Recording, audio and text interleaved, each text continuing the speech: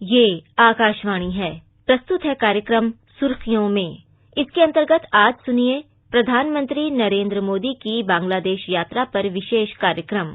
प्रधानमंत्री नरेंद्र मोदी की 2 दिवसीय बांग्लादेश यात्रा का आज दूसरा दिन है। प्रधानमंत्री की ये यात्रा दोनों देशों के लिए व्यापारिक, सामरिक और सांस्कृतिक संबंधों को और मजबूत करेगी। इसी कड़ी में कल प्रधानमंत्री ने बांग्लादेश के राष्ट्रपिता बंगबंधु शेख मुजीबुर रहमान की जन्म शताब्दी के समारोह में मुख्य अतिथि के रूप में भाग लिया। प्रधानमंत्री की ये यात्रा भारत सरकार की एक्ट ईस्ट पॉलिसी को और मजबूती प्रदान करेगी। भारत ने बांग्लादेश को आजादी दिलाने में अहम भूमिका निभाई थी। प्रधानमंत्री की ये यात्रा दोनों देशों के राजनयिक संबंधों की 50वीं वर्षगांठ को और भी सार्थक करती है। प्रधानमंत्री ने आज एक कार्यक्रम में भाग लेते हुए कहा कि भारत और बांग्लादेश अस्थिरता, आतंकवाद और अशांति के बजाय विश्व में स्थिरता, प्रेम और शांति चाहते हैं। बांग्लादेश के ओराकांडी में मतुआ समुदाय को संबोधन में श्री मोदी ने कहा कि दोनों देश अपनी प्रगति के माध्यम से विश्व की प्रगति देखना चाहते हैं। भारत और बांग्लादेश दोनों ही देश अपने विकास को अपनी प्रगति से पूरे विश्व की प्रगति देखना चाहते हैं। दोनों ही देश दुनिया में अस्थिरता, आतंक और अशांति की जगह स्थिरता, प्रेम और शांति चाहते हैं। यही मूल्य, यही शिक्षा श्री श्री हरिचांद ठाकुर देव जी ने हमें दी थी। प्रधानमंत्री ने कहा कि कोरोना महामारी के दौरान भारत और बांग्लादेश ने अपनी क्षमताएं सिद्ध की। आज दोनों राष्ट्र मिलकर इस महामारी से दृढ़तापूर्वक संघर्ष कर रहे हैं। श्री मोदी ने कहा कि भारत इसको अपना कर्तव्य समझता है कि made in India vaccine Bangladesh के नागरिकों तक पहुंचे। कोरोना महामारी के दौरान भारत और बांग्लादेश दोनों ही देशों ने अपने इस सामर्थ्य को सिद्ध करके दिखाया है। आज दोनों ही देश एक साथ मिलकर इस महामारी का मजबूती से मुकाबला कर रहे हैं। Made in India vaccine Bangladesh के नागरिकों तक भी पहुंचे, भारत इसे अपना कर्तव्य समझकर काम कर रहा है। प्रधानमंत्री ने ओराकांडी में कन्या माध्यमिक विद्यालयों में आगे की पढ़ाई सुनिश्चित करने के लिए आर्थिक सहायता देने की भी घोषणा की। ओराकांडी में भारत सरकार लड़कियों के मिडिल स्कूल को अपग्रेड करेगी, नई आधुनिक सुविधाएं जोड़ेगी। साथ ही भारत सरकार द्वारा यहां एक प्राइमरी स्कूल भी स्थापित किया जाएगा। ये भारत के करोड़ों लोगों की तरफ से श्री श्री हरिचांद ठाकुर जी को श्रद्धांजलि है। हम बांग्लादेश सरकार के भी आभारी हैं जो इस कार्यक्रम में हमारा सहयोग कर रही है। भारत के मेरे भाई बहनों के लिए ये तीर्थ यात्रा और आसान बने, इसके लिए भारत सरकार की तरफ से प्रयास और बढ़ाए जाएंगे। ठाकुर नगर में मोतवा संप्रदाय के गौरवशाली इतिहास को प्रतिबिंबित करते भव्य आयोजनों और विभिन्न कार्यों के लिए भी हम संकल्पबद्ध हैं। प्रधानमंत्री नरेंद्र मोदी ने बांग्लादेश में जसोरेश्वरी काली मंदिर के समीप सामुदायिक भवन के निर्माण के लिए अनुदान की घोषणा की है। इस सामुदायिक केंद्र में समुद्री तूफान से प्रभावित सभी धर्मों के लोगों के लिए आश्रय की व्यवस्था होगी। मंदिर में आयोजित वार्षिक मेले के दौरान भी इसका इस्तेमाल किया जा सकेगा।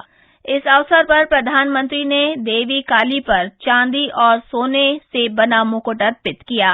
एक स्थानीय कलाकार ने 3 सप्ताह में इस मुकुट को तैयार किया था।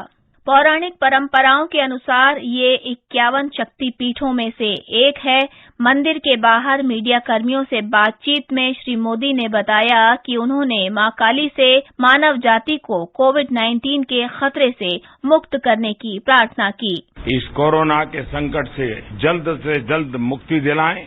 सर्वे भवन्तु सुखिनः, जिस मंत्र को हमने जिया है, वसुधैव कुटुंबकम, जो हमारे संस्कार की विरासत है, हम पूरी मानव जात के कल्याण के लिए प्रार्थना करते हैं। आज मुझे 51 शक्तिपीठ में से एक मां काली के चरणों में आने का सौभाग्य मिला। मेरी कोशिश रहती है कि मौका मिले तो इन 51 शक्तिपीठों में कभी न कभी जाकर के अपना मत्था टेकूं। आज जब मैं इस पवित्र धरती पर आया हूं और मैंने सुना है कि हाँ, मां काली की पूजा का जब मेला लगता है, बहुत बड़ी तादाद में भक्त सीमा के उस पार से भी और यहाँ से भी यहाँ आते हैं। श्री मोदी ने तुंगीपाड़ा स्थित बंगबंधु मुजीबुर रहमान के मकबरा परिसर में बांग्लादेश के पूर्व राष्ट्रपति दिवंगत शेख मुजीबुर रहमान को पुष्पांजलि अर्पित की। श्री मोदी पहले ऐसे विदेशी राज्याध्यक्ष या शासनाध्यक्ष हैं जिन्होंने बंगबंधु के मकबरे पर श्रद्धांजलि अर्पित की है। श्री मोदी के स्वागत के लिए प्रधानमंत्री शेख हसीना पहले से ही तुंगीपाड़ा में उपस्थित थीं।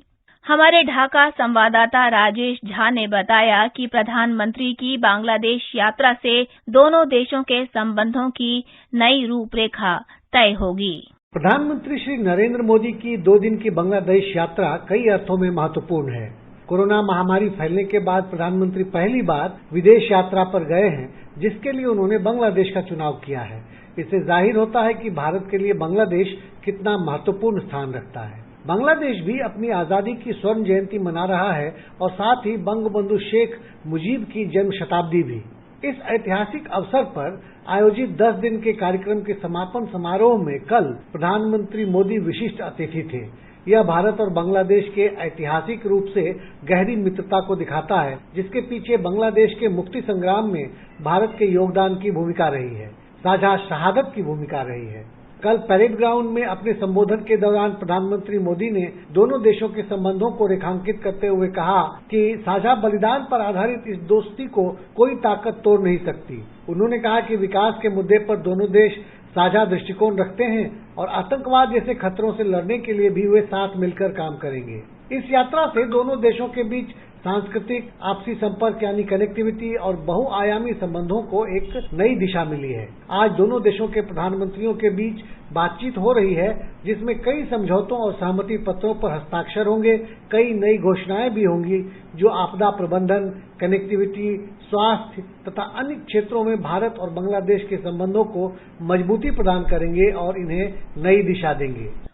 पूर्व राजनयिक वीना सीकरी ने आकाशवाणी समाचार को बताया कि प्रधानमंत्री मोदी की बांग्लादेश यात्रा दोनों देशों के संबंधों को और मजबूती प्रदान करेगी।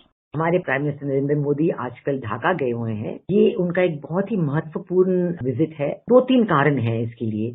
एक तो ये एक सेलिब्रेशन है। हम इस विजिट के जरिए जो बांग्लादेश और भारत के बीच रिश्ते उभर के आए हैं उसकी सेलिब्रेशन हो रही है, क्योंकि ये बांग्लादेश की स्वर्ण जयंती है। उनकी जो लिबरेशन वॉर हुई थी 1971 में, जिसमें बांग्लादेश और भारत के लोग साइड बाय साइड इकट्ठे उन्होंने उस लिबरेशन वॉर में हिस्सा लिया था और इकट्ठे उन्होंने जो पाकिस्तान का जेनोसाइडल अटैक था उसको डिफीट किया था उन्होंने। तो ये उसकी स्वर्ण जयंती है। पर ये उस बात की भी स्वर्ण जयंती है कि बांग्लादेश इंडिया की डिप्लोमेटिक रिलेशंस की स्वर्ण जयंती है। ये एक बहुत उचित और बहुत ही महत्वपूर्ण बात है। 1965 में भारत और पाकिस्तान की लड़ाई हुई थी। उसके बाद ये हमारे कनेक्टिविटी ईस्ट पाकिस्तान के साथ बिल्कुल टूट गई थी, लेकिन अब पिछले सालों में एक एक करके ये कनेक्टिविटी जुड़ी जा रही है और इसके जरिए हम देख रहे हैं कि बांग्लादेश जो है भारत के एक्ट ईस्ट पॉलिसी का एक इम्पोर्टेंट पार्ट बन चुका है और बांग्लादेश खुद भी इसमें इंटरेस्टेड है कि वो हमारे एक्ट ईस्ट पॉलिसी में जुड़ जाएं।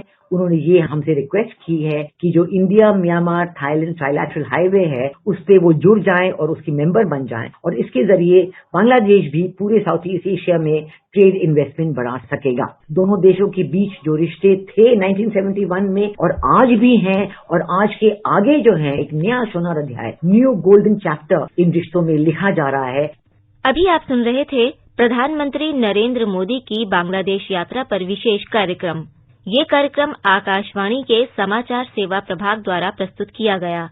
इसे आप हमारे mobile app news on AIR पर भी सुन सकते हैं।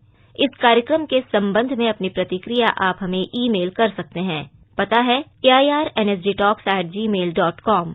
ये कार्यक्रम फिर से सुनने के लिए लॉग ऑन करें हमारी वेबसाइट newsonair.com।